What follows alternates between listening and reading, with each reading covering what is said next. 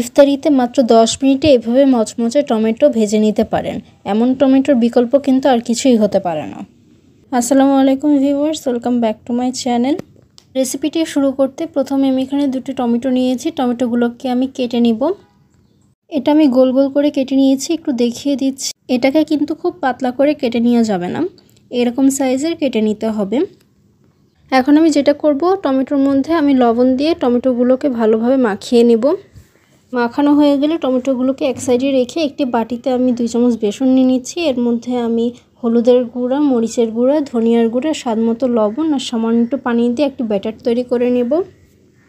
ব্যাটারটার ঘনত্ব একটু দেখিয়ে দিচ্ছি।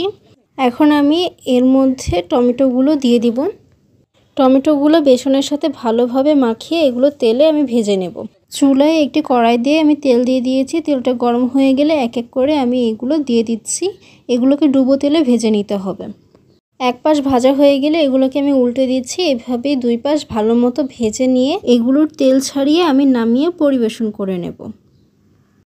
তৈরি হয়ে গেছে আমার 10 মিনিটে খুব দ্রুত মচমচে টমেটোর চপ। একটু কেটে ভেতরটা আপনাদেরকে দেখিয়ে দিচ্ছি। ইফতারিতে যদি বিকল্প কোনো কিছু খেতে চান তাহলে টমেটোকে এভাবে বানিয়ে নিতে পারেন।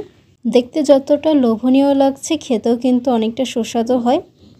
আর ইফতারিতে চাইলে খুব সহজে এটা বানিয়ে নিতে পারেন, কোনো রকম ঝামেলা ছাড়াই এটা তৈরি করা সম্ভব। আশা করি ভিডিওটি আপনাদের ভালো লেগেছে। ভিডিওটি ভালো লাগলে বরাবরের মতো একটি লাইক করে দিবেন।